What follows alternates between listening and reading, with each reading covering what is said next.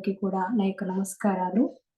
So, ఎంతో చక్కగా Radhakrishna Reddy sir చక్కటి కార్యక్రమం నిర్వహిస్తున్నారు. సో, అందరికీ చక్కగా ధ్యానం అనేది అందించడం అనేది చాలా మహత్కార్యం. అది అద్భుతమైనది. ఎందుకంటే మామూలుగా అందరూ అన్నీ పంచుతూ ఉంటారు. జ్ఞానాన్ని పంచితే ఆ జ్ఞానం అనేది జన్మ జన్మలుగా కూడా వాళ్ళకి ఉపయోగపడుతుంది.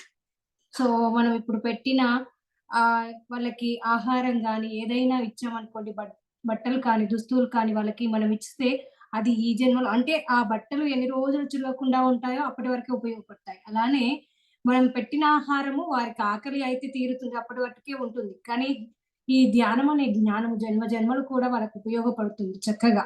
సో, వాళ్ళని చక్కగా ఆత్మ పురోగతికి ఉపయోగపడుతుంది. సో, అంత చక్కటి కార్యక్రమం నిర్వహిస్తున్న సార్‌కి నేను ఎంత చెప్పినా తక్కువనే. ఎందుకంటే అలాంటి వాళ్ళని మనము చక్కగా ప్రోత్సహించాలి. చక్కటి కార్యక్రమం నిర్వహిస్తున్న రాధాకృష్ణ రెడ్డి సార్‌కి నమస్కారం తెలియజేసుకుంటున్నాను. సో, అలానే ఇప్పుడు చక్కగా మనము నా పేరు కవిత. మీ అందరికీ తెలుసు. నేను తెలుసు అనుకుంటున్నాను. హైదరాబాద్ నుంచి. నేను 2020 లాక్‌డౌన్ టైమ్‌లో మెడిటేషన్‌లోకి రావడం జరిగింది. సో, ఫ్రెండ్స్ మనము చక్కగా క్లాస్‌కి వెళ్ళే ముందు ఒక 10 నిమిషాలు మెడిటేషన్ చేసి చక్కగా క్లాస్ విందాము. సో, అందరూ కూడా చక్కగా మీకందరికీ తెలుసు రూల్స్, రెగ్యులేషన్స్ రోజు కూడా మీరు చేస్తూ ఉంటారు కాబట్టి, స్థిర సుఖాసనంలో కూర్చోవాలి. సో, స్థిర సుఖాసనంలో కూర్చొని, కళ్ళు 2 మూసుకొని, వేళ్ళలో వేలు పెట్టుకొని, కాలు క్రాస్ చేసుకొని, సహజమైన మన శ్వాసను గమనిస్తూ మనం ధ్యానంలో కూర్చుందాం. కళ్ళజోడు ఉంటే పక్కన పెట్టేయండి ఫ్రెండ్స్. సో, ఏ ఆలోచన వద్దు. కేవలం శ్వాస మీద ధ్యాస మాత్రమే.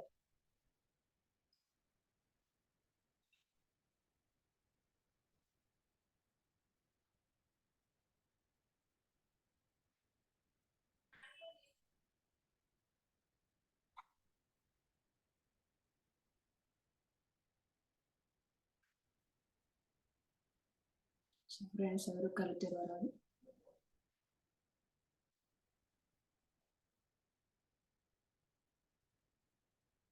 Just observe your breath only.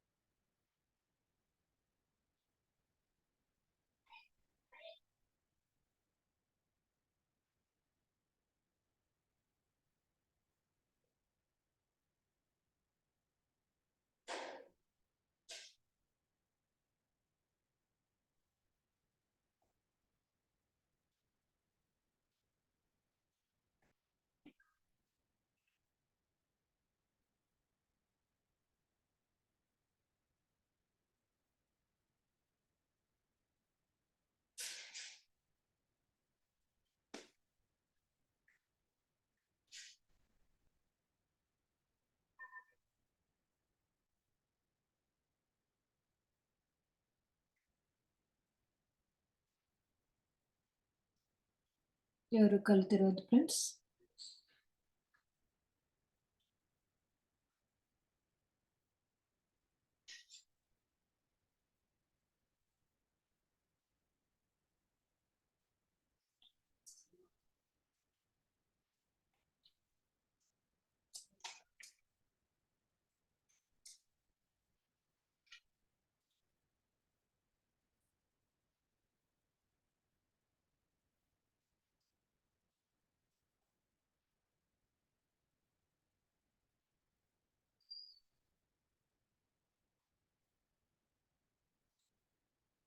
Last 3 minutes.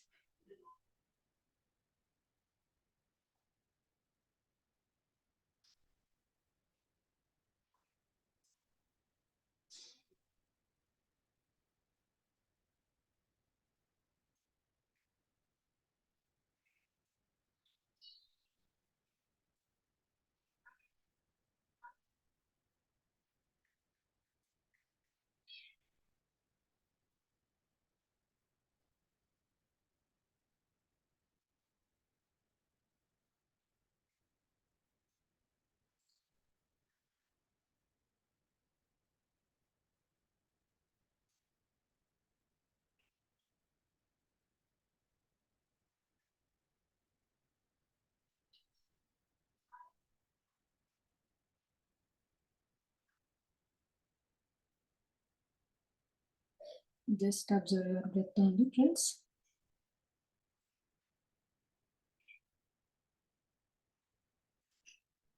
చివరి కళ్ళు తెరవరాలు, చివరి 2 నిమిషాలు.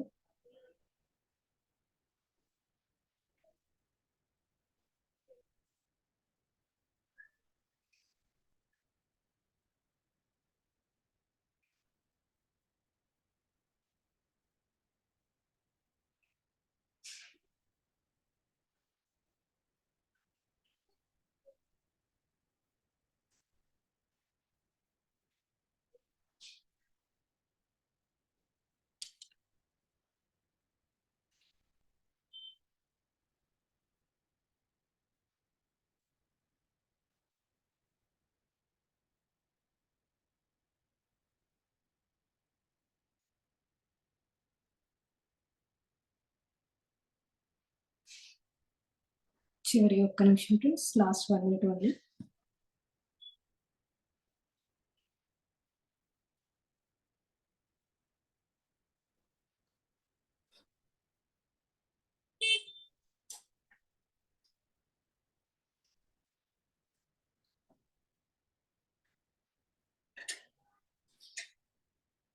Last 30 seconds.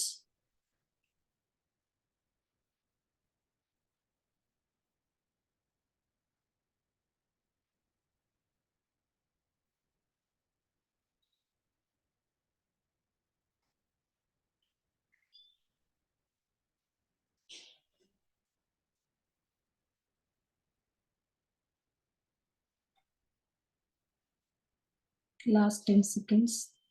10, 9, 8, 7, 6, 5, 4, 3, 2, 1, 0. ఫ్రెండ్స్, మీ యొక్క అరచేతులు తీసి ఒక 5 seconds మీ కళ్ళ పైన పెట్టుకోండి.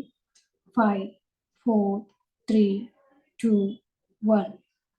సో నిదానంగా అరచేతులు కళ్ళపైన తీసి ఎంత వీలైతే అంత మెల్లగా కళ్ళు ఓపెన్ చేసి చిరునవ్వుతో మీ అరచేతులను చూడండి ఫ్రెండ్స్. అద్భుతమైన ఈ ధ్యానానికి అందరూ ఒకసారి claps. Thank you friends. Thank you very much. Okay friends, so voice okay కదా సార్? ఓకే. సో ఫ్రెండ్స్, ముందుగా మనము ఈ 3 అంశాల గురించి తెలుసుకుందాం. ఏంటంటే మొక్కలతో సంభాషించడము, అలానే మాంసభక్షణ మానవ ప్రకృతికి విరుద్ధమని, అలానే వాకింగ్ వర్కౌట్ యొక్క రహస్యాలు, ఈ 3 కూడా తెలుసుకున్నాం ఈరోజు. ఇక్కడ మొక్కలతో సంభాషించడం అనగానే అందరికీ అనిపిస్తుంది మొక్కలతో ఎలా సంభాషిస్తారు అని. కానీ ఇక్కడ మనకి వాద్లీమేర్ మేగ్రే అనే రష్యా బిజినెస్ మ్యాన్ చెప్పిన విషయాలు వింటే మనకి ఎలా అంటే, సో ఈ విధంగా కూడా జరుగుతుందా, ఇలా కూడా ఉంటుందా అనే విషయాలు మనందరికీ కూడా అవగతం అవుతాయి. ఏంటంటే రష్యా దేశానికి చెందిన ప్రముఖ వ్యాపారవేత్త వాడ్లీమీర్ మెగ్రే గారు సైబేరియన్ మంచు లోయలో, సో ఆయనే అక్కడ తను బిజినెస్ చేస్తూ ఉంటాడు. ఆ బిజినెస్ కోసమని ఇంకా అలా వెళ్తూ ఉంటాడు. వెళ్ళినప్పుడు అక్కడ లేడీ టార్జన్, ఆమె అనస్థీసియా ఆమె పేరు, ఆమె కలుస్తది. కలిసినప్పుడు ఆమె ద్వారా అందుకున్న వ్యవసాయ పద్ధతులు, సో ఆ పద్ధతుల గురించి ఆయన చక్కగా తెలియజేశారు. సో ఆ మొక్కలతో ఎలా సంభాషించాలి, మొక్కలు ఏ విధంగా మనకు ఉపయోగపడతాయి. మనం అనుకుంటూ ఉంటాం, సో పత్రిజీ గారు ధ్యానం చేయమన్నారు, ధ్యానం ద్వారానే రోగాలు నయమవుతాయి అని చెప్తారు. సో అది ఎలా? మనకి ఎందుకు మరి ఆ మెడిసిన్స్ వాడొద్దు అని చెప్పారు అని ఇప్పుడు మనం తెలుసుకుంటే దీని ద్వారా మనకు అర్థమవుతుంది. ఎందుకంటే మనకి ఆహారం అనేదే ఔషధంగా ఉంది. మన పూర్వీకులు ఎంతో చక్కగా మనకి ఇదంతా కూడా తెలియజేశారు. కానీ ఇప్పుడు ఏంటంటే వెస్టర్న్ కల్చర్ ఎక్కువై సో వాళ్ళు ఏ విధంగా తయారయ్యారో మనం కూడా అదే విధంగా ఉంటున్నాం. బట్ వాళ్ళ యొక్క ఆ క్లైమేట్ ప్రకారం వాళ్ళు జీవిస్తున్నారు. మన క్లైమేట్ ప్రకారం మనకి రూల్స్, రెగ్యులేషన్స్ అని మన ఋషులు, మునులు అన్నీ కూడా ఏర్పాటు చేశారు. కానీ దాన్ని పక్కన పెట్టేసి మనం ఏం చేస్తున్నాము, సో వాళ్ళ యొక్క ఆ కల్చరు, వాళ్ళ యొక్క ఆహార పద్ధతులు అన్నీ అలవాటు చేసుకొని లేని రోగాలను మనము తీసుకొచ్చుకుంటున్నాం. సో ఇప్పుడు మొక్కలతో సంభాషించడం ఎలా అనే దాని గురించి తెలుసుకుందాం. సో ఏంటంటే ఆమె చెప్తుంది. వాద్లిమిర్‌కి ఏమని చెప్తుంది అంటే, మీరు విత్తే ప్రతి విత్తనం తన లోపల విశ్వం యొక్క విస్తృత సమాచారాన్ని కలిగి ఉంటుంది అని చెప్తున్నారు. ఏ విధంగా డీఎన్ఏ రూపంలో కలిగి ఉంటుంది. మనకి డీఎన్ఏ ఉంటుంది. సో అలానే అంటే ఇప్పుడు మొక్కకి కానీ, అలానే మొక్క నుంచి వచ్చే ఆ విత్తనానికి కూడా ఆ డీఎన్ఏ ఉంటుంది. ఆ డీఎన్ఏ ద్వారా ఈ యూనివర్స్‌లోని సమాచారం మొత్తం కూడా ఉంటుందన్నమాట. సో, మానవుల చేతులతో చేసిన ఏ ఒక్క అంశానికి కూడా ఈ పరిణామ క్రమంలో లేక ఖచ్చితత్వంలో కానీ, ఈ విత్తనపు సమాచారంలో పోల్చలేమని చెప్తున్నారు. సో, మనం ఎన్నో తయారు చేస్తున్నాం. ఆర్టిఫిషియల్‌గా చాక్లేట్స్ అని, అవని, ఇవని తయారు చేసి దాంట్లో ఉన్న అసలు ఏదైతే ఉందో ఆ డీఎన్ఏలో ఎన్నో మార్పులొస్తున్నాయి. ఆ విత్తనంలో ఉన్న డీఎన్ఏ ఐస్‌టీజ్‌గా ఉంటుందా? దాన్ని హీట్ చేస్తాం. హీట్ చేసినప్పుడు దాని కెమికల్ బ్యాలెన్స్ అనేది పోతుంది. సో, దాని కెమికల్ నేచర్ అనేది చేంజ్ అవుతుంది. సో, అలా ఆ విత్తనము మానవుడు ఏం చేస్తున్నాడు, మానవుడితో చేతులతో చేసిన ఏ ఒక్క అంశం కూడా పరిణామంలోనూ, లేక ఖచ్చితత్వంలోనూ విత్తనం సమాచారంతో ఎప్పుడూ కూడా పోల్చలేమని చెప్తున్నారు. ఆ సమాచారం సహాయంతోనే ఆ విత్తనానికి క్షణంలో వందో వంతుతో సహా ఏ సమయంలో జీవంలోకి రావాలో, ఏ సమయంలో పెరగాలో, అలానే భూమి నుండి ఎలాంటి రసాయనాలు తీసుకోవాలో తెలుసు. సో, ఇక్కడ సూర్యుని నుంచి, చంద్రుని నుంచి కూడా మరి నక్షత్రాల నుంచి కూడా వచ్చే కిరణాల నుంచి వచ్చే ఎనర్జీ ఏదైతే ఉందో దాన్ని ఎలా ఉపయోగించుకోవాలి? అవి ఎలా పెరగాలి? ఎలాంటి పండ్లను ఉత్పత్తి చేయాలి? ఇవన్నీ కూడా దాంట్లో ఉంటుంది. ఆ సమాచారం అంతా కూడా. సో, అవన్నీ కూడా తెలుసు. ఆ మొక్కలకి. ఆ ఫలాలు మానవ శరీరాన్ని పోషించేలా రూపొందించబడ్డాయి. ఆ ఫలాలన్నీ ఎలా ఉన్నాయి అంటే మానవ శరీరాన్ని పోషించేలా అంటే మానవ శరీరంలో ఉన్న లోపాలన్నీ కూడా అంటే ఏ లోపం ఉంది? ఆ పండు తింటే మనకి ఆ లోపం అనేది పోతుంది అనే అంశాలన్నీ కూడా దానిలో క్రోడీకరించబడ్డాయి. సో, ఇప్పటికే ఉన్న లేక అంటే భవిష్యత్తులో చేయబోయే మందులు కంటే ఎక్కువ శక్తివంతమైన పండ్లు, కూరగాయలు మనకి ఈ మానవ శరీరానికి ఆ మొక్కలు అందిస్తాయి. సో, మనకి ఏంటంటే రోగాలను నయం చేసి ఈ భూమి పైన నిలదొక్కుకునేలా చేసే సామర్థ్యం అంతా కూడా ఆ మొక్కల ద్వారా ఉత్పత్తి అయిన పండ్లకి ఉంది. సో, ఇది ఇంత జరగాలంటే మానవుల పరిస్థితుల గురించి ఆ విత్తనానికి తెలియాల్సి ఉంటుంది. అంటే మనకి వచ్చిన వ్యాధి ఏదైతే ఉందో, మరి భవిష్యత్తులో వచ్చే వ్యాధి ఏదైతే ఉందో, అదంతా దానికి తెలియాలి అనంటే, ఆ విత్తనానికి ముందు మన సమాచారం అంతా కూడా అందాలి. అందినప్పుడే మనకి అలాంటి పండ్లనది ఉత్పత్తి చేస్తుంది. అది తిన్నప్పుడు మనకి స్వస్థత అనేది చేకూరుతుంది. మరి ఆ పరిపక్వత జరిగే ప్రక్రియలో సో, నిర్ధారిత వ్యక్తికి నిజంగా ఉన్న రోగానికి అయినా, లేక భవిష్యత్తులో రాబోయే రోగానికి అయినా, ఆ వ్యక్తి యొక్క రోగాన్ని స్వస్థత పరచడానికి కావలసిన పదార్థాలను సమకూర్చుకొని, ఆ విత్తనాలని, ఆ ఫలాలని అందిస్తూ ఉంటాయి. సో, ఇవి ఎగ్జాంపుల్‌గా చెప్తున్నారు. దోస కానీ, టమాటా కానీ, లేక పెరట్లో పెరిగే వేరే ఏ ఇతర మొక్కలైనా సరే, ఇలాంటి సమాచారాన్ని కలిగి ఉండడానికి ఆ విత్తనాల కింద ఇవ్వబడ్డ పద్ధతిని వరుసగా చేయాలి. అంటే ఏ పద్ధతిలో ఆ విత్తనాలను నాటాలి, నాటినప్పుడు అది జరుగుతుంది అనే అంశాన్ని ఇక్కడ ఆవిడ గారు చక్కగా చెప్పారు. విత్తనాలు నాటే ముందు మీరు ఎక్కడైతే నాటాలి అని అనుకుంటున్నారో, సో, అక్కడే చెప్పులు లేకుండా నిలబడాలంట. ఎక్కడైతే మనము మొక్కని నాటాలి అని అనుకుంటున్నామో, అక్కడ ఆ విత్తనం నాటే ఆ ప్లేస్‌లో మనము కాసేపు అక్కడ నిల్చోవాలంట. సో, అక్కడే చెప్పులు లేకుండా నిలబడాలి. అలా నిలబడి ఆ చిన్ని విత్తనాలను మీరు నోట్లో నాలుక కింద కనీసం ఒక 9 నిమిషాలు పెట్టుకొని, అంటే ఒక 9 నిమిషాలు మన నాలుక కింద ఆ విత్తనాలను పెట్టుకోవాలంట. సో, దాని ద్వారా ఏమైతుంది సలైవా ఉంటుంది కదా! ఆ సలైవాలో డీఎన్ఏ ఉంటుంది. సో, ఆ డీఎన్ఏ అనేది దాంట్లోకి వెళ్తుంది. ఆ విత్తనంలోకి. అది ఆ సలైవాని ఎప్పుడైతే అబ్జర్వ్ చేసుకున్నప్పుడు సో, మన డీఎన్ఏ కూడా దాంట్లోకి ఎళ్ళిపోతుంది.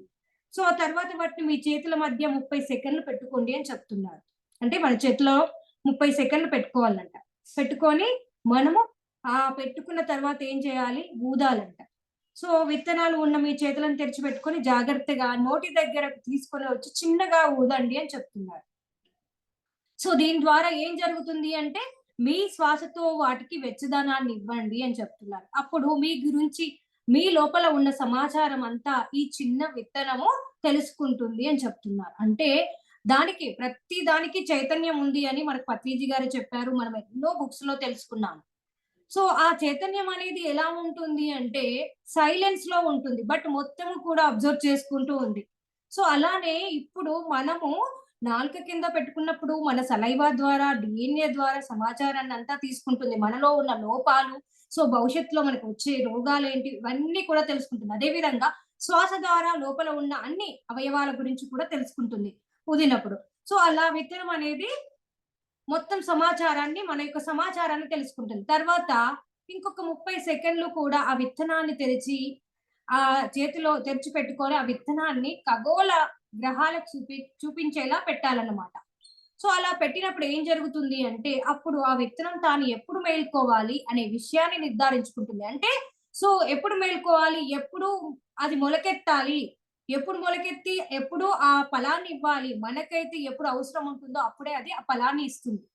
అంటే ఈ శరీరానికి ఎప్పుడు అవసరం ఉంటుందనే విషయము దానికి తెలుసు. అప్పుడే మొలకెత్తుతుంది. అప్పుడే అది ఆ ఫలాన్ని ఇస్తుంది. సో, గ్రహాలు దానికి సహాయం చేస్తాయి అని చెప్తున్నారు. మీకోసం ప్రత్యేకంగా ఫలాలను ఉత్పత్తి చేయడానికి అవసరమైన కాంతిని ఆ గ్రహాలు ఆ మొలకలకి అందిస్తాయి అని చెప్తున్నారు. అంటే చూడండి ఎంత అద్భుతమైన అంశము. సో, మనకి ఈ విశ్వం మొత్తం కూడా మనకెప్పుడు సహాయకారిగా ఉంటుంది. మనని కిందికి పంపించింది అనంటే సో, మనని ఎప్పుడు కూడా ఏం కావాలి, మనకి ఏం అవసరము అనే విషయం మొత్తం కూడా ఆ యూనివర్స్ తెలుసు. సో, అలాంటి మొత్తము కూడా ఏర్పాటు చేసి పెట్టింది. కానీ మనమేం చేస్తున్నాము?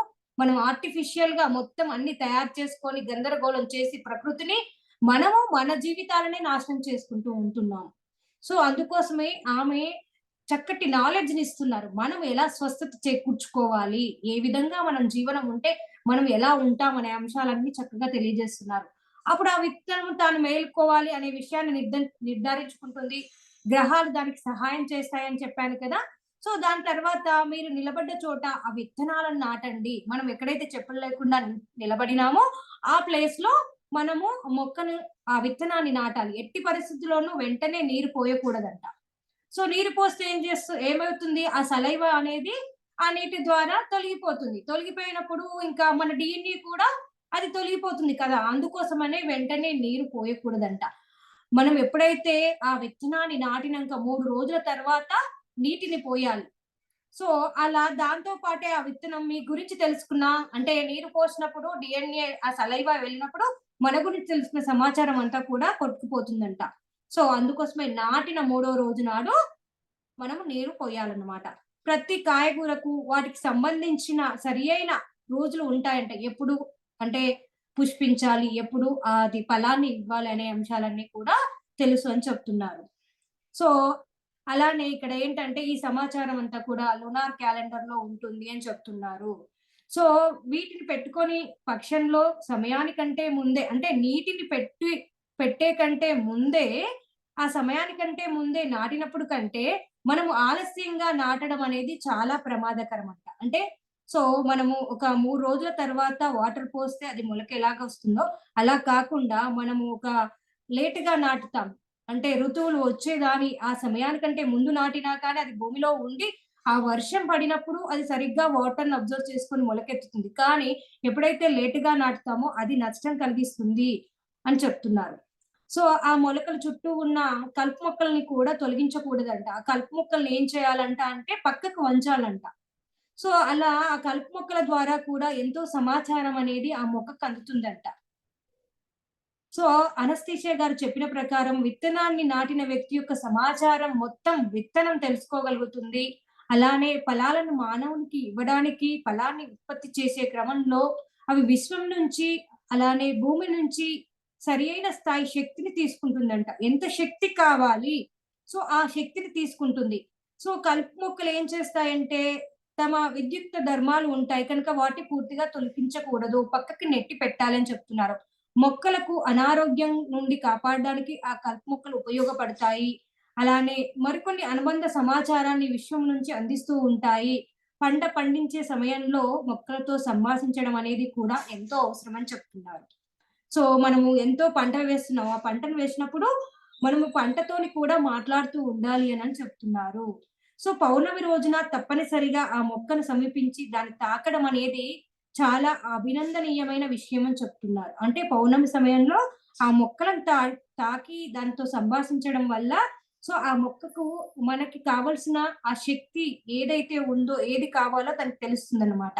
సో, ఈ రకంగా విత్తనాన్ని సాగు చేసి పొందిన ఫలాన్ని అంటే ఏదైతే ఫలమొస్తుందో ఆ ఫలాన్ని సాగు చేసిన వ్యక్తి ద్వారా ఆరగించబడినప్పుడు వాటిని తినేవారు ఎన్నో జబ్బులు మరి రోగాల నుంచి స్వస్థత పొందడమే కాకుండా వయసు మీరడం నుండి కూడా విముక్తి కావడం అనేది కొట్టొచ్చినట్లు మనకి ఆపబడుతుంది అని చెప్తున్నారు. వయస్సు కూడా పెరగడం అనేది ఆపబడుతుంది అంట.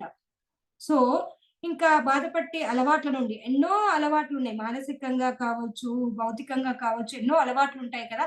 అలాంటి అలవాట్ల నుండి కూడా ఆ వ్యక్తిని కాపాడుతుందంట. సో, తన మానసిక సామర్థ్యాన్ని అనూహ్యంగా వృద్ధిపరుస్తుంది అని చెప్తున్నారు. మరి అంతరంగపు శాంతిని చేకూరుస్తుంది. ఫలాలను కోసిన 3 రోజుల లోపే వాటిని భుజించడం ద్వారా ఎక్కువ ప్రభావాన్ని పొందవచ్చు. సో, మనమేం చేస్తున్నాము మార్కెట్‌లో ఒక వారం రోజులకు తగిన కూరగాయలను, ఫలాలను అన్నీ తెచ్చుకొని ఫ్రిడ్జ్‌లో పెట్టి అలా తింటున్నాం. కానీ ఎప్పుడైతే ఆ మొక్కని కానీ సారీ ఆహ్, ఫ్రూట్ ఏదైతుందో ఆ ఫ్రూట్ కానీ, ఆ వెజిటబుల్‌ని కానీ మనం ఎప్పుడైతే కోసిన తర్వాత 3 రోజుల్లోపు దాన్ని మనం తినేయాలంట. సో, అలా తినేసినప్పుడు మాత్రమే దాని యొక్క ఫలితం అనేది మనకందుతుంది అని ఇక్కడ చక్కగా తెలియజేశారు. అలా మొక్కలతో మాట్లాడడం, సంభాషించడము, సో, మొక్కలు నాటే పద్ధతి అనేది ఈ విధంగా నాటుకున్నప్పుడు మనకు కావాల్సిన శక్తిని, మనకు ఎలాంటి లోపం ఉంది, ఎలాంటి వ్యాధి ఉంది, ఆ వ్యాధిని ఏ విధంగా నయం చేయాలనే అంశాలన్నీ కూడా ఆ మొక్కకు అందుతాయి. అందుకోసమే ఆ ప్లేస్‌లో ఇప్పుడు చూడండి రైతులందరూ కూడా చక్కగా ఆరోగ్యంగా ఉంటారు. సో, అని ఎందుకు అనంటే వాళ్ళు పండించిన ఫుడ్ ఏదైతే ఉందో వాళ్ళు తింటూ ఉన్నారు. వాళ్ళు చెప్పులు లేకుండా ఆ పొలంలో ఎప్పుడు తిరుగుతూ ఉంటారు కాబట్టి వాళ్ళకేం కావాలి, ఎలాంటి ఆహారం ఇవ్వాలి, ఎలాంటి శక్తి ఇవ్వాలనేది ఆ మొక్కలకు తెలుస్తాయి కాబట్టి వాళ్ళు ఆ విధంగా వాళ్ళు పండించిన ఆ పంట తిని వాళ్ళు ఆరోగ్యంగా ఉంటున్నారు, శక్తివంతంగా ఉంటున్నారు. మనమేం చేస్తున్నాం చక్కగా ఇంట్లో కూర్చుంటున్నాం. కూర్చొని సో, మనకి ఆ శక్తి అనేది లేకుండా పోతుంది. మనము ఆ ప్రకృతిలో తిరగట్లేదు. ఆ ప్రకృతిని ఆస్వాదించట్లేదు. సో, దానివల్ల ఎంతో నష్టం అనేది కలుగుతుంది. మనము పాశ్చాత్యుల నుంచి నేర్చుకున్న ఆ కల్చర్‌ని అలవాటు చేసుకుంటున్నాం. మనం నేర్చుకున్న కల్చర్‌ని మనం పక్కన పెట్టాం. సో, ఇది ఎంతో నష్టాన్ని కలిగిస్తుంది. అలానే ఇంకా మాంసభక్షణ మానవ ప్రకృతికి విరుద్ధం. మనకి పీస్ సిస్టమ్‌లో దీనికి ఎందుకు పెద్ద పీట వేశారు? అహింసో పరమో ధర్మ అనే నినాదాన్ని ఎందుకు తీసుకొచ్చారు? సో, మనకి వేల సంవత్సరాల నుంచి కూడా భారతదేశం అంతా కూడా హర్ష నాగరికతకు చెందింది. సో, ఇక్కడ ఏంటిదంటే, ఇక్కడ సనాతన సాంప్రదాయానికి పుట్టినిల్లు మన భారతదేశం.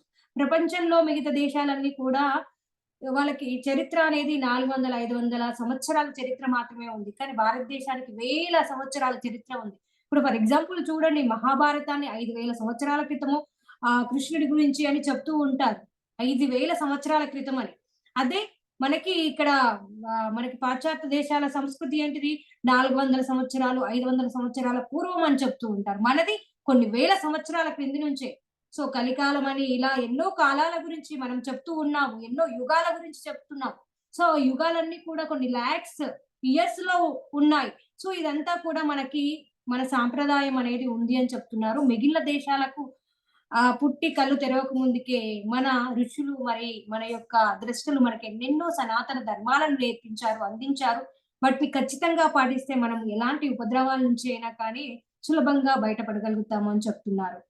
సాధారణంగా మనం ఏం చేస్తుంటాం, మనం ఇంటికి అతిథులు రాగానే మనం ఏం చేస్తాము, వాళ్ళకి చక్కగా కాళ్ళు కడుక్కోమని నీళ్ళిచ్చి, అలానే రాగానే మంచినీళ్ళిచ్చి చక్కగా మజ్జిగ గాని, వాళ్ళకి మన చేతితో వండిన వంటను వడ్డిస్తూ ఉంటాం. సో, దాని ద్వారా ఏంటంటే, సో, మనము అంత ప్రేమతో వడ్డిస్తున్నప్పుడు, ఆ ప్రేమ అనేది వాళ్ళలోకి వెళ్తుంది కాబట్టి, వాళ్ళు ఆప్యాయత, ప్రేమ, అనురాగాలనేటివి మనలో పెరుగుతాయి. అదే బయట నుంచి తీసుకొచ్చిన ఫుడ్ పెట్టామనుకోండి, వాళ్ళు ఏ మూడ్‌లో ఉండి వండారో ఆ వంటను, సో, ఆ లక్షణాలన్నొచ్చి ఇద్దరి మధ్యల ఆ స్నేహితులే కావచ్చు, బంధువుల మధ్యలో గొడవలనేటియి ఇప్పుడు వస్తున్నాయి. పూర్వకాలంలో ఎందుకు రాలేదంటే, ప్రేమతో వండిన వంట వడ్డించి పెట్టాం. ఇప్పుడు చేస్తున్న పని ఏంటి, బయట వండిన వంట తీసుకొచ్చి మనము వారికి వడ్డిస్తున్నాం. వారు ఎలాంటి స్థితిలో ఉండి వాళ్ళు వంట వండారో, సో, వాళ్ళ లోపల ఉన్న బాధ ఎలాంటిదో ఆ సమయంలో, లేకుంటే వాళ్ళకి మనీ రావాలనే ఉద్దేశ్యంతో ఫాస్ట్‌గా చేస్తూ, ఆలోచన లేకుండా ఆ వంటను చేస్తూ ఉంటారు. ఇక్కడ మనం చక్కగా ప్రేమతో వాళ్ళకి మంచిగా వడ్డించాలి అని, ఇంకా రుచికరంగా ఉండాలి అనే ఆలోచనతో మనం వంట చేస్తూ ఉంటాం కాబట్టి, ఆ ప్రేమ, ఆప్యాయత అనేది అప్పటి కాలంలో ఉండేది. సో, అలానే మనం కూడా బయట నుంచి రాగానే ఏం చేసేవాళ్ళము, చక్కగా కాళ్ళు కడుక్కొని, చక్కగా మనం స్నానం చేసి, అలానే శుభ్రమైన బట్టలు వేసుకొని, శుభ్రంగా ఉన్నప్పుడు మాత్రమే మనం భోజనం చేసేవాళ్ళము. సో, ఇలా ఇంత శాస్త్రబద్ధంగా జీవిస్తున్నందుకే మనలో రోగనిరోధక శక్తి అనేది చాలా అద్భుతంగా ఉండేది ఒకప్పుడు. సో, ఇప్పుడు సాధారణంగా మనకి ఏదైనా జబ్బు వచ్చినప్పుడు దాని చికిత్స కోసం ఏం చేస్తూ ఉంటాము, మనము ఆ కెమికల్‌తో ఉన్న మెడిసిన్‌ని యూజ్ చేస్తూ ఉంటాం. రసాయన ఔషధాలను. సో, అవి ఎన్నో రకాల అంటే ఎన్నో సార్లు ఎంతో మందికి టెస్ట్ చేసి వాటిని ఎన్నో దుష్ప్రభావాలు, ఎన్నో సైడ్ ఎఫెక్ట్స్ అనేటివి వాటిలో ఉంటాయి. అవన్నీ కూడా మనం వేసుకోగానే అవన్నిటిని కూడా మనం కూడా ఫీల్ అవుతూ ఉంటాం. సో, ఆ కెమికల్స్ అని కనుక మనమంతా కూడా ఏం చేయాలంటే, prevention is better than cure. అంటే మనము తర్వాత రోగం వచ్చిన తర్వాత దాన్ని క్యూర్ చేసుకునే కంటే, మనము రోగం రాకుండా ఉండే పద్ధతులను పాటించాలి అని చెప్తున్నారు. ఒకప్పుడు మన వాళ్ళందరూ కూడా అలా పాటించేవాళ్ళు. అందుకు గాను ముఖ్యంగా మనం పాటించవలసిన ధర్మాలు 2 అని చెప్తున్నారు. ఒకటి శౌచం అంటే శుభ్రత. రెండోది ఆహారం. సో, వ్యక్తిగత శుభ్రత, మరి పరిసరాల శుభ్రత ప్రతి ఒక్కరికి ఖచ్చితంగా పాటించి తీరాలి అని చెప్తున్నారు. మనకు ధ్యానం సరిగ్గా కుదరాలి. మనం ధ్యానం చేస్తున్నామంటే చుట్టూ పరిసరాలు అశుభ్రంగా ఉన్నప్పుడు మనం కూర్చున్నా గాని ఆ ధ్యానం అనేది మనకు సరిగ్గా కుదరదు. ఎందుకంటే ఆ నెగటివిటీ అనేది మన మీద ప్రభావం చూపుతుంది. సో, కాబట్టి మనం శుభ్రంగా ఉండాలి. అలానే మన పరిసరాలు కూడా శుభ్రంగా ఉన్నప్పుడు మాత్రమే మనము చేయవలసిన పని అనేది ఖచ్చితంగా చేసి తీరుతాము. సో, ఎప్పుడైతే ఇది లోపించినప్పుడు మనం రకరకాల అనారోగ్యాలకు గురి అవుతూ ఉంటాము. సో, అలానే బయటికి వెళ్లి వచ్చిన తర్వాత ఎన్నో అంటే మనం బయటికి వెళ్ళొచ్చినప్పుడు ఎన్నో అంటే నెగటివిటీ పైన మనము అలా నడుస్తూ ఉంటాము. అదంతా కూడా రిమూవ్ చేసుకోవాలంటే చక్కగా కాళ్ళు కడుక్కొని ఇంట్లోకి రావాలి. ఈ విధంగా మన వ్యక్తిగత పరిశుభ్రత అనేది పాటించడం ద్వారా మనకి కావాల్సిన శక్తి అనేది అందుతుంది. అలానే ఆహారం. సో, మానవుడు మౌలికంగా శాకాహారి. కానీ ఇప్పుడు మాంసాహారిగా మారాడు. సో, మానవుని యొక్క డైజెస్ట్ సిస్టమ్ అనేది ఏ విధంగా ఉంది అంటే అది సో, వెజిటేరియన్‌గా ఉండడానికి మాత్రమే అనుకూలంగా ఉంది. శాకాహారిగా ఉండడానికి. మన యొక్క ఏదైతే ఉందో ఫుడ్ పైప్ అనేది చాలా లాంగ్‌గా ఉంటుంది. ఆ ఆహార నాళం అనేది. దానిలో కేవలం మెత్తగా ఉండే ఆహారం మాత్రమే జీర్ణమవుతుంది. మెత్తగా ఉండే ఆహారం అంటే శాకాహారం మాత్రమే. సో, మాంసాహార జంతువులకి ఏ విధంగా ఉంటుంది అంటే, మాంసాహార జంతువులకి దాని యొక్క డైజెస్ట్ సిస్టమ్ అనేది చాలా చిన్నగా ఉంటుంది. అలానే స్ట్రాంగ్ యాసిడ్స్‌ని రిలీజ్ చేస్తుంది. సో, తను తిన్నది ఏదైతే ఉందో 2 అవర్స్‌లో డైజెస్ట్ అవుతుంది. అదే మనము శాకాహారం తింటే మనకి 2, 3 అవర్స్‌లో డైజెస్ట్ అవుతుంది. అదే మాంసాహారం తింటే ఎందుకంటే అది ఆ ప్రాసెస్ అనేది లైట్ యాసిడ్స్ అనేటివి మన బాడీలో రిలీజ్ అవుతాయి. ఎందుకంటే మనం బేసిక్‌గా శాకాహారులం. వెజిటేరియన్. మన లైఫ్ అనేది మనం వెజిటేరియన్ గానే పుట్టాము. వెజిటేరియన్ గానే మన యొక్క ఆహ్, మన యొక్క డైజెస్ట్ సిస్టమ్ అనేది ఏర్పాటు చేయడం జరిగింది. సో, అలా మనం తిన్న ఆహారం ఏదైతే ఉందో, అంటే మనం శాకాహారం తింటే మాత్రమే తొందరగా డైజెస్ట్ అవుతుంది. సో, మనకి శాకాహారాన్ని జీర్ణించుకోవడానికి మాత్రమే అనుకూలంగా ఏర్పాటు చేయడం జరిగింది. మన యొక్క జీర్ణ వ్యవస్థ అనేది. అందుకే మాంసం తినడం అందరికీ కూడా ఎంతో ప్రమాదకరం. సో, మానవుడితో సహా వివిధ జంతువులను, మరి పక్షులను సో, అలా ప్రతి దేహ కణాల్లో కూడా క్రోమోజోమ్‌లు ఉంటాయి. క్రోమోజోమ్‌లో డీఎన్ఏస్ ఉంటాయి. సో, ఇవి వివిధ రకాల అమరి ఉంటాయి. సో, ఇవన్నీ కూడా వాటి జన్యు రచన కూడా దానికి తగ్గట్టుగానే ఉంటుంది. ఒక్కొక్క యానిమల్‌కి ఒక్కొక్క రకంగా ఉంటుంది. సో అలా అయితే ఈ సృష్టిలో ఉన్న వివిధ రకాల వైరస్‌లు కూడా మరి బాక్టీరియాలు తమ మనుగడ కోసం ఆయా జంతువులని పైన జీవిస్తూ ఉంటాయి. ఆధారపడి ఆవాసాలుగా ఏర్పరచుకొని. మనమేం చేస్తున్నాము ఆ జంతువులను చంపి తిన్నప్పుడు ఆ వైరస్ బాక్టీరియా ఆ యానిమల్‌లో ఉన్నప్పుడు దానికి ఎఫెక్ట్ ఇవ్వదు. అది మనం తిన్నప్పుడు అది మన బాడీలో గూడా ఏం చేస్తుంది? సో, ఆ డీఎన్ఏలో మార్పులు, ఆ క్రోమోజోమ్‌లో మార్పులు అన్నీ కూడా తీసుకొస్తుంది. తీసుకొచ్చి దానివల్ల ఏం జరుగుతుంది? సో, మనకి అక్కడ మన యొక్క డీఎన్ఏలో సమాచారాన్నంతా కూడా చేంజ్ చేస్తుంది.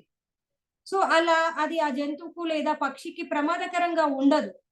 ఆ వైరస్ కానీ, బాక్టీరియా కానీ.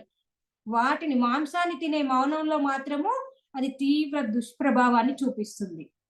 సో, దానివల్ల మానవునిలో డీఎన్ఏలలో కూడా అకస్మాత్తుగా విపరీతమైన మార్పులు అంటే మ్యుటేషన్స్ జరిగి, సో, ఆ మార్పులు అంటువ్యాధుల రూపంలో లేకుంటే సామూహిక విధ్వంసానికి కారణమవుతున్నాయి. Example corona. సో, కరోనా అనేది ఒక ఆ జంతువుల ద్వారానే మనకి మానవులకి వచ్చింది. సో, ఆ జంతువులో కరోనా అనేది ఎఫెక్ట్ అనేది ఏమి చూపలేదు. కానీ మానవుల్లోకొచ్చేసరికి ఎంతో ఎఫెక్ట్ ఎంత మనకందరికీ తెలుసు. గత 5 సంవత్సరాల క్రితం జరిగిన సంఘటన. ఎంత ప్రభావాన్ని చూసింది. మానవ జాతిని ఎంత నాశనం చేసింది. సో, ఒక మనిషిని తప్ప సకల చరాచర జీవులను తినే చైనా దేశంలో పుట్టిందే అది. సో, ఆ విధంగా జంతు భక్షణ అన్నది మానవ ప్రకృతికి విరుద్ధమైనది. సో, ధర్మానికి విరుద్ధంగా మానవుడు ప్రవర్తిస్తూ ప్రకృతి సమతుల్యతను ఆఘాతం కలిగిస్తే ప్రకృతి కూడా ఏం చేయాలో అది చేసేస్తుంది అనడానికి ఉదాహరణే ఆనాటి కరోనా ఎఫెక్ట్. సో, అలా ఇంకా డాక్టర్లు గాని, శాస్త్రజ్ఞులు గాని ఇంకెవరైనా సరే ఎంతగా ఉన్నా కానీ వాళ్ళని కూడా కరోనా అనేది చాలా దాని యొక్క ఎఫెక్ట్ అనేది ఉగ్రరూపం చూపించింది. ఆయన డాక్టరు, ఆయన సైంటిస్టు కానీ ఆయనకు కూడా రక్షణ పొందలేదు. కానీ ఇక్కడ ఆహారాన్ని మించిన ఔషధం లేదని మరి ఎందుకు చెప్తున్నారు అనంటే, సో మనం తినే శాకాహారము వల్ల, పండ్ల వల్ల భుజించినప్పుడు ఎలాంటి ఎఫెక్ట్ అనేది కలగదు. అది తొందరగా జీర్ణమవుతుంది. చక్కగా మనము ఏదైతే యూనివర్స్ నుంచి శక్తిని గ్రహించాలనుకున్నప్పుడు చక్కటి ఎనర్జీని మనం గ్రహించగలుగుతాం. ఆ పండ్లు మనకి అంతా కూడా సూర్యుని నుంచి వచ్చే ఎనర్జీని తీసుకొని మనకు అందిస్తున్నాయి. అంటే కాస్మిక్ ఎనర్జీ కదా! ఆ కాస్మిక్ ఎనర్జీని మనం తీసుకుంటున్నాము. సో, ఆహారాన్ని మించిన ఔషధం లేదు. మరి ఏకాంతాన్ని మించిన రక్షణ లేదు. సో, కనుక ఎప్పుడు ఏమవుతుందో అని భయపడడం మానేసి చక్కగా మనం ఏం చేయాలి అంటే, చక్కగా జాగ్రత్తలు పాటిస్తూ, శుచిగా ఉంటూ, చక్కటి శాకాహారాన్ని భుజిస్తూ, చక్కగా ధ్యానం చేస్తూ ఉన్నప్పుడు మనకు కావాల్సిన శక్తి అనేది లభిస్తుంది. సో, తర్వాత అంశం వచ్చి వాకింగ్, వాకౌట్ రహస్యాలు. సో, మనకి అందరికీ తెలుసు. వాకిన్ గురించి, వాకౌట్ గురించి. సో, ఇదంతా కూడా రూత్ మాంటిగోమేరి గారు తెలియజేశారు. మనకి పత్రిజీ గారు గూడా దీని గురించి నాలెడ్జ్ ఇచ్చారు. సో, ఇక్కడ ఏం చెప్తున్నారంటే, ప్రస్తుతం ఈ భూగ్రహంపై వేల మరి లక్షల సంఖ్యలో వాకిన్స్ ఉన్నారని చెప్తున్నారు. సో, వీళ్ళందరూ కూడా ఈ వాకిన్స్ అనబడే ఉన్నత లోకాలకు చెందిన ఆత్మలు. ఇతర శరీరాల్లో ప్రవేశించి దైవ ప్రణాళికలు ఇక్కడ అమలు చేసే కార్యక్రమంలో నిమగ్నమై ఉన్నారని చెప్తున్నారు. అంటే వీళ్ళంతా కూడా ఎక్కడి నుంచొచ్చారంటే, ఉన్నత లోకాల నుంచొచ్చారు. ఈ భూగ్రహాన్ని ఉద్ధరించడానికి. సో, వారికి ఆ జన్మ తీసుకొని మళ్ళీ తల్లి గర్భంలో నుంచి ఎదగడం వల్ల చాలా సమయం అనేది వృధా అవుతుందని ఎవరైతే వాకిన్స్ ఉన్నారో ఇలా వృద్ధాత్మలను ఎన్నుకొని వచ్చి చక్కగా వారి యొక్క ప్రణాళికను వాళ్ళిక్కడ భూమి మీద నిర్వర్తిస్తున్నారు. వాళ్ళు లక్షల్లో, కోట్లల్లో ఉన్నారు అని చెప్తున్నారు. ఒక్కోసారి కొందరు భౌతిక శరీరధారులైన మానవులు ఎన్నో కారణాల వల్ల వాళ్ళు తమ శరీరాన్ని ఖాళీ చేసి వెళ్ళాలని నిర్ణయించుకుంటారు. అంటే ఆ శరీరం బాగా ఉంటుంది. చాలా చక్కగా ఉంటుంది. కానీ ఎన్నో కారణాల వల్ల వాళ్ళు ఆ శరీరాన్ని వదలాలనుకుంటూ ఉంటారు ఆ ఆత్మ. సో, అలాంటి వాళ్ళను వాకౌట్ అని అంటారు అని చెప్తున్నారు.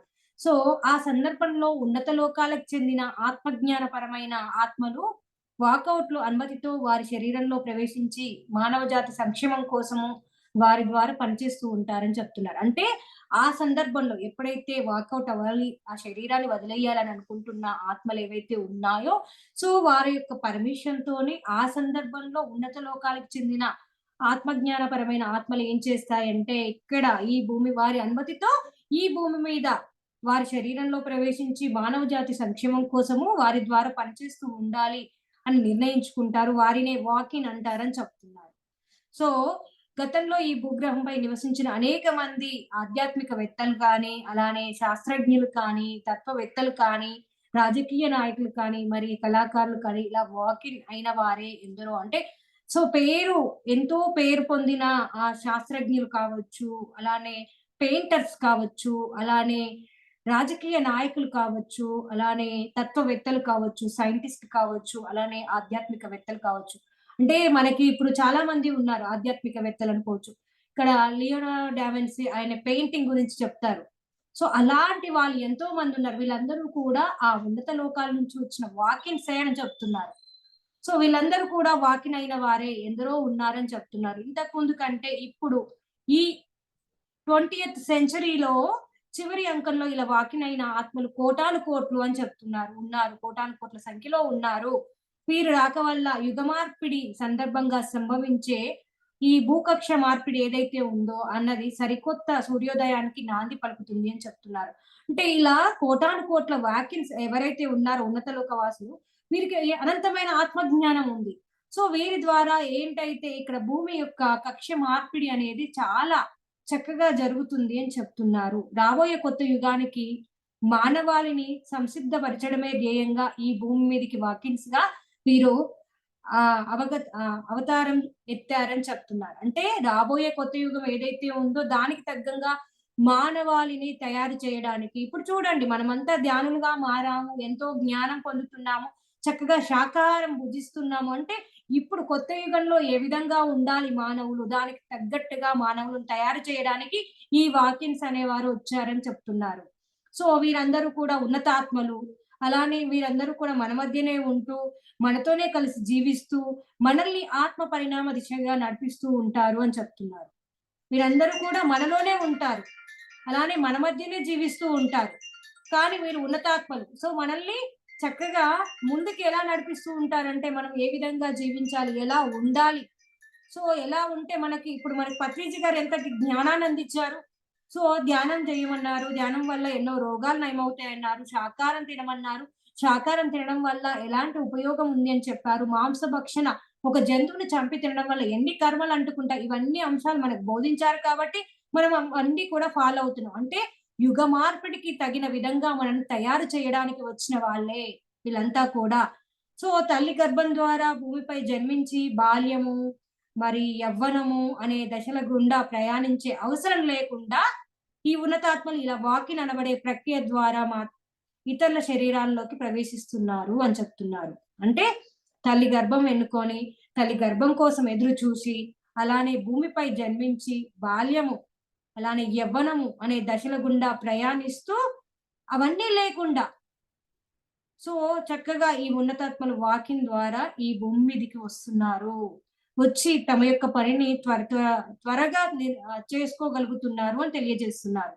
అలానే ఇందుకోసం వాకిన్ అయ్యే ఉన్నతాత్మకి, మరి వాకౌట్ అయ్యే సాధారణాత్మకి మధ్య పరస్పర అంగీకారం కోసము ఇద్దరి మధ్య ఎప్పుడు ఈ విషయాలన్నీ జరుగుతాయంటే, నిద్రలో లేదా ధ్యానంలో ఎన్నో చర్చలు జరుగుతాయంట. అంటే వాకిన్ అయ్యే ఆత్మకి, వాకౌట్ అయ్యే ఆత్మకి మధ్యన ఎన్నో పరస్పర అంగీకారాలు జరుగుతాయంట. సో, ఇవన్నీ కూడా నిద్రలో కానీ, లేక ధ్యానంలో కానీ ఎన్నో చర్చలు జరుగుతాయంట. సో, ఆ చర్చలు జరిగిన తర్వాతనే ఆ బాడీలోకి ఆ ఉన్నతాత్మ ఎంటర్ అవుతుంది. ఈ సందర్భంగా వాకౌట్ అయ్యే ఆత్మ ఎంతో సంఘర్షణకి లోనవుతుంది. ఎందుకంటే నేను వెళ్ళాలా? వద్దా? సో, ఆ ఆత్మకి నేను అనుమతి ఇవ్వాలా? వద్దా? ఇలా సంఘర్షణకి లోనవుతుంది. కానీ వాకిన్ ఆత్మ ఆ సంఘర్షణని సమసిపోయే వరకి కూడా ఎంతో సహనంతో వాకౌట్ ఆత్మకి సహాయపడుతుంది అంట. సో, ఆ సంఘర్షణను తను తొలగించడానికి ఎంతో సహాయం చేస్తుందన్నట్టు వాకింగ్ ఆత్మ. సో, ఆ సంఘర్షణ నుంచి బయటికి తీసుకొస్తుంది అని చెప్తున్నారు. చివరికి ఇద్దరి మధ్యల పరస్పర అంగీకారంతో ఈ ప్రక్రియ పూర్తి అయ్యాక తాను ప్రవేశించిన వాకౌట్ శరీరం యొక్క ప్రాపంచిక బాధ్యతలు ఏవైతే ఉన్నాయో అంటే సో, ఒక కుటుంబంలో ఉన్నప్పుడు తల్లి, తండ్రుల బాధ్యత, అలానే పిల్లల బాధ్యత, భార్య బాధ్యత ఇలా ఎన్నైతే ఉన్నాయో ఆ బాధ్యతలన్నీ వాకిన్ ఆత్మనే నెరవేరుస్తుంది అని చెప్తున్నారు. సో, వాకౌట్ ఆత్మకి ఈ ఆత్మ యొక్క ఆకాశిక్ రికార్డ్స్‌లోని గత జన్మల జ్ఞానాన్ని, మరి అతడికి నిత్య జీవితంలో అవసరమైన వ్యవహారిక జ్ఞానాన్ని అందిస్తూ వాకిన్ ఆత్మ వాకౌట్‌తో పాటే తాను కూడా అభివృద్ధి చెందుతూ ఉంటుంది. అంటే వాకౌట్ ఆత్మకి ఆత్మ యొక్క ఆకాశిక రికార్డ్‌లో ఉన్న జ్ఞానమంతా గత జన్మల జ్ఞానమంతా ఏదైతే ఉందో, ఆ జ్ఞానాన్ని మరి అతడికి నిత్య జీవితంలో అవసరమైన వ్యవహారిక జ్ఞానాన్ని అందిస్తూ వాకిన్ ఆత్మ వాకౌట్ ఆత్మతో పాటు కూడా అభివృద్ధి చెందుతూ ఉంటుందంట. సో, ఈ క్రమంలో 2 ఆత్మలకు కూడా ఎలాంటి కర్మలు అంటుకోవంట. సో, ఎలాంటి కర్మలు కూడా అంటుకోవంట. ఈ 2 ఆత్మలకి వాకిన్ ఆత్మకి, వాకౌట్ ఆత్మకి ఇలా చేసినందుకు.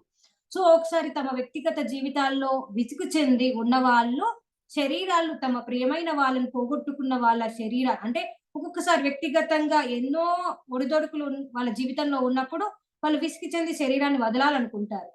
సో, కొందరు ఆత్మహత్య చేసుకుందామని చెప్పి సడెన్‌గా వాళ్ళు బయటికి వస్తూ ఉంటారు కదా! ఎందుకు అనంటే అలాంటి సమయంలో అక్కడ వాళ్ళు బయటికెళ్ళాలనుకున్నప్పుడు ఒక ఆత్మ అనేది వాకిన్ అయింది కాబట్టి మళ్ళీ వాళ్ళు చక్కగా ఆ ఆత్మహత్య నుంచి ఏదైతే నిర్ణయం ఉందో ఆ నిర్ణయం నుంచి బయటికి వస్తారు. తమ ప్రియమైన వాళ్ళను పోగొట్టుకున్న వాళ్ళ శరీరాలు అంటే సో, తమకు సంబంధించిన వాళ్ళు ఎవరైనా చనిపోయినప్పుడు వాళ్ళు ఇంకా మేము కూడా వెళ్ళిపోవాలని నిర్ణయించుకుంటారు కదా! అలాంటి వాళ్ళ దగ్గరికి లేదా ఇతరులతో విడిపోయిన వాళ్ళ శరీరాలు రకరకాల భావోద్వేగాలతో నిండి ఉంటాయి. సో, ఇలాంటి వ్యక్తుల శరీరాల్లోకి వాకిన్ కావడం వల్ల అందులో ప్రవేశించిన ఆత్మలేవైతే ఉన్నాయో ఉన్నతాత్మలు ఏవైతే ఉన్నాయో ఆ భావోద్వేగాలు అలాంటి ఆ ఒరవడిలో ఇవి కూడా చిక్కుకొని తమ లక్ష్యాలను మర్చిపోయే అవకాశం కూడా ఉంటుందంట. సో, అంటే ఇక్కడ ఫిజికల్ బాడీ ఏదైతే ఆహ్, అన్నీ అనుభవిస్తుందో బాధలు, మానసిక బాధలు అవన్నీ కూడా ఆ ఉన్నతాత్మ కూడా అనుభవించాల్సొస్తుంది. అలాంటి సమయంలో అవన్నీ కూడా మర్చిపోయే ప్రమాదం కూడా ఉంటుందంట. ఎందుకంటే వాకౌట్ అయ్యాక కూడా ఆత్మలు వాకింగ్‌తో చేసుకున్న తమ ఒప్పందాలను మర్చిపోయి సో, ఆ భావోద్వేగాలు ఏవైతే ఉన్నాయో తమ శరీరాన్ని అంటిపెట్టుకుంటూ తమ జన్మను పూర్తి చేయాలనుకుంటూ ఉంటాయంట. అంటే ఇంకా ఏవైతే ఆ మానసికంగా ఉన్న ఆ వెదలు అవన్నీ కూడా ఇవన్నిటి నుంచి బయటపడాలి అని అనుకుంటూ ఉంటాయి. కానీ తన లక్ష్యం ఏదైతే ఉందో అవి నెరవేర్చుకోవాలనే విషయాన్ని మర్చిపోతూ ఉంటాయంట. సో, అలాంటి సందర్భాల్లో వాకిన ఆత్మ అత్యంత సంయమయాన్ని పాటిస్తూ వాకౌట్ ఆత్మ యొక్క పనులను త్వరితగతిన పూర్తి చేస్తూ వాకౌట్ ఆత్మ యొక్క విడుదలకు సహాయం చేస్తుంది అని చెప్తున్నారు. అంటే ఆ సమయంలో వాకౌట్ ఆత్మ సో, ఏవైతే మానసిక వ్యధలైతే ఉన్నాయో, ఆ మానసిక వ్యధల్ని సో, తను బయటకు వెళ్ళక ముందుకే తొలగించి, తను ఆ మానసిక వ్యధల్ని, మానసిక భావోద్వేగాలు ఏవైతే ఉన్నాయో వాటిని మొత్తము కూడా తొలగించిన తర్వాతనే ఈ ఆత్మ అనేది చేరితే అప్పుడు ఈ వాకిన్ ఆత్మ సో, తను చేయాలనుకున్న పనిని సక్రమంగా చేయగలుగుతుంది అని చెప్తున్నారు. అదే కానీ ఆహ్, ఎ ఎప్పుడైతే తను బయటికెళ్తాను అని బయటికెళ్తుందో, ఆ బయటికెళ్ళినప్పుడు పంపించేసి తను వాకిన్ అయితే మాత్రము తను కూడా ఆ మాయలో పడి అది తను ఎందుకైతే భూమి మీదకొచ్చాననే విషయాన్ని మర్చిపోతుంది కాబట్టి, ముందే జాగ్రత్తగా తమ యొక్క ఏవైతే ఉన్నాయో అంటే తాము మానసికంగా కావచ్చు, సంఘర్షణలకు లోనైనయన్నీ కూడా ఆ ఆత్మకి సో, వాటి నుంచి విముక్తి కలిగించిన తర్వాతనే ఈ ఆత్మ అనేది వాకిన్ అవుతూ ఉంటుంది. దానివల్ల ఎలాంటి ప్రభావం అనేది ఈ వాకిన్ ఆత్మకు ఉండదు. తను చెయ్యాలనుకున్న ప్రణాళిక ఏదైతే ఉందో భూమి మీద, ఆ ప్రణాళికను చక్కగా నిర్ణయించబడినట్టు చేయగలుగుతుంది. ఈ విధంగా వాకిన్ గాని, వాకౌట్ ఆత్మల యొక్క ఈ జ్ఞానం అనేది మనకి చక్కగా అందించారు. ఇక్కడ ఏంటిదంటే ఏ బుక్‌లో నుంచి తీసుకున్నారంటే 'స్ట్రేంజర్స్ ఎమాంగ్ అస్' అనే ఒక బుక్ ఉంది. ఆ బుక్ ద్వారా ఈ జ్ఞానాన్ని మనకు అందించారు. ఈ బుక్‌లో ఉన్న జ్ఞానాన్ని. ఈ విధంగా ఈరోజు మనం చక్కగా మొక్కలతో సంభాషించడం అనేది అనస్థీషియా ఒక లేడీ టార్జన్ ద్వారా తను ఎంతో జ్ఞానాన్ని పొందారు. ఆ జ్ఞానము తన విశ్వం నుంచి ఎప్పుడూ కూడా ఆ జ్ఞానాన్ని పొందుతూ ఉంటారు. ఆ జ్ఞానము అందరికీ అందాలనే సదుద్దేశంతో సో, ఒక వ్యాపారవేత్త రష్యన్ వ్యాపారవేత్తకి ఇదంతా కూడా తెలియజేయడం జరిగింది. అలానే మన సో, సనాతన ధర్మం అనేది కేవలము శాకాహారం భుజించాలనే విషయాన్ని తెలియజేస్తుంది. కానీ సనాతన ధర్మాన్ని మర్చిపోయి మనమందరం కూడా ఏం చేస్తున్నాం మాంసాహారులుగా మనం మారిపోయి పాశ్చాత్య పోకడలన్నిటిని కూడా మనము అందరం కూడా ఆపాదించుకొని, మనము మన యొక్క జీవితాన్ని అస్తవ్యస్తం చేసుకుంటూ ఆధ్యాత్మిక పురోగతిని మనమే నష్టపరుచుకుంటూ ఉంటున్నాము. సో, అలానే ఇక్కడ మనకి ఉన్నతాత్మలు ఎంతో మంది వాకిన్ అయ్యి మనకెంతో జ్ఞానాన్ని అందిస్తున్నారు. మన పత్రిజీ గారు కూడా అలానే వాకినైన ఆత్మనే అని మనందరికీ ఎన్నోసార్లు పత్రిజీ గారు తెలియజేశారు. సో, ఇలా కోటాను కోట్ల వాకిన ఆత్మలనేటివి ఇప్పుడు భూమి మీద ఉన్నాయి. సో, ఈ భూమిని ఈ కక్ష మార్పిడి సమయంలో ఒక నూతన యుగాన్ని ఏర్పాటు చేయడానికి ఎంతో సహాయపడుతున్నాయి అనే అంశాలు మనం చక్కగా తెలుసుకున్నాము. సో, ఇంత చక్కటి అవకాశం ఇచ్చిన రాధాకృష్ణారెడ్డి సార్‌కి ప్రత్యేకమైన కృతజ్ఞతలు తెలియజేసుకుంటున్నాను. అలానే ఈ చక్కటి జ్ఞానము మీకందించాలి అనే నాకు ఆ పత్రిజీ గారి యొక్క చక్కటి ఆహ్, ఏంటంటే పత్రిజీ గారు ధ్యానం అనే జ్ఞానం అందించారు. లేకుంటే నేను కూడా పూజలని, అలానే వ్రతాలని, హోమాలని, అలానే ఎన్నో చేసేదాన్ని. ప్రతిరోజు కూడా మూఢంగా చేసేదాన్ని. ఎలా అంటే మూఢం అంటే ఎలా అంటే ఇంకా ఈరోజు వాటర్ తాగకుండా, అలానే ఏమి తినకుండా పూజ చేయాలి, ఫాస్టింగ్ ఉండాలి అని కేవలం పూజ మీద మాత్రమే ధ్యాస. కానీ మనసు ఎలా ఉండేదంటే ఆకలికి లోపల పొట్టంతా కాలుతూ ఉండేది. కానీ కాన్సంట్రేషన్ అనేది ఆ పూజ పైన, అక్కడ చేసే దాని పైన ఉండేది కాదు. అలాంటి మూఢంగా ఎన్నో, ఎన్నో పూజలు ఎంతో, ఎంతో చేసి అప్పుడు ఆ సమయంలో నాకు పత్రిజీ గారి యొక్క జ్ఞానం అనేది అందింది. సో, 2020లో సో, ఆ ధ్యానం అందడం ద్వారా ఎంతో చక్కగా నేను ఆధ్యాత్మికంగా ఎంతో ఎదుగుతున్నాను. సో, ఎలా జీవించాలి? ఎలా మాట్లాడాలి? ఎలా చూడాలి? సో, ఇతరులతోని ఎలా ఉండాలి? కుటుంబంలో ఎలా ఉండాలి? అనే అంశాలన్నీ కూడా చక్కగా నేను తెలుసుకుంటూ ఉన్నాను. సో, ఈ జ్ఞానం అనేది పుస్తక రూపంలో ఉన్నది మనకు పరోక్షంగా ఉపయోగపడుతుంది. కానీ, మన అంతర్గతంగా వచ్చే జ్ఞానమే మనకి ఎంతో దోహదపడుతుంది మన ఆత్మ పురోగతికి. సో, ఆ జ్ఞానం అందుకోవాలంటే చక్కగా మనం ధ్యానం చేయాలి. ఆ ధ్యానం చేసినప్పుడు మాత్రమే ఆ జ్ఞానం అనేది మన లోపల నుంచి, మన ఆత్మ నుంచి మనకు ఆ సందేశ రూపంలో అందుతూ ఉంటుంది ఫ్రెండ్స్. సో, చక్కగా శాకాహారిగా ఉంటూ, అందరిని శాకాహారులుగా మారుస్తూ, అందరికీ ధ్యానం చెప్తూ, చక్కగా మనం కూడా మన ఆత్మ పురోగతిలో ముందుకు ప్రయాణించాలని కోరుకుంటూ ఉన్నాను. Thank you friends. Thank you. Thank you to all. Thank you sir.